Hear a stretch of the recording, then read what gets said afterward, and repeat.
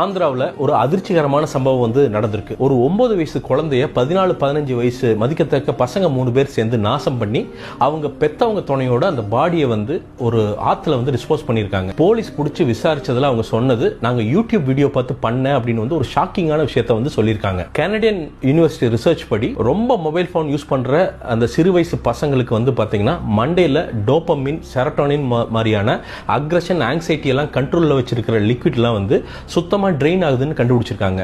யூஎஸ்ல நடந்த ஒரு ரிசர்ச்ல மொத்த காக்னிட்டிவ் ஃபங்க்ஷனுமே வந்து பாத்தீங்கன்னா கம்மியாகி சைக்கோசிஸ் அப்படிங்கிற ஒரு நிலை, கிட்டத்தட்ட சைக்கோ பக்கத்துல போய் அது முடியுது அப்படின்னு வந்து கண்டுபிடிச்சிருக்காங்க. காஷ்மீர்ல நடந்த ஒரு ரிசர்ச்ல குழந்தைகளுக்கு வந்து போனை கொடுத்தா அவங்களுக்கு ஸ்பீச் வர்றதுக்கு லேட் ஆகுது அப்படின்னு வந்து கண்டுபிடிச்சிருக்காங்க. இந்த மாதிரி நிறைய கண்டுபிடிக்கல் வந்துட்டே இருக்கு.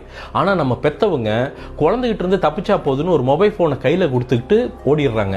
சாப்பாடை வந்து ஊட்டுறதுக்கு குழந்தைகளுக்கு மொபைல் போனு, அழுதா மொபைல் போனு, இல்லாட்டி வந்து ஐபேட் அப்படின்னு கொடுத்து பழக்கிறாங்க.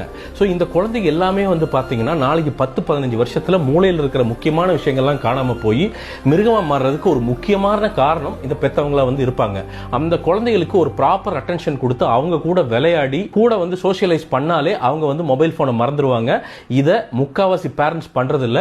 ஒரு நாளைக்கு மினிமம் 3 to 5 மணி நேரம் குழந்தைங்க வந்து அந்த போனுக்கு அடிக்ட் ஆகி வாழ்க்கையை தொலைக்கிறாங்க. தயவு செய்து நோட் பண்ணுங்க.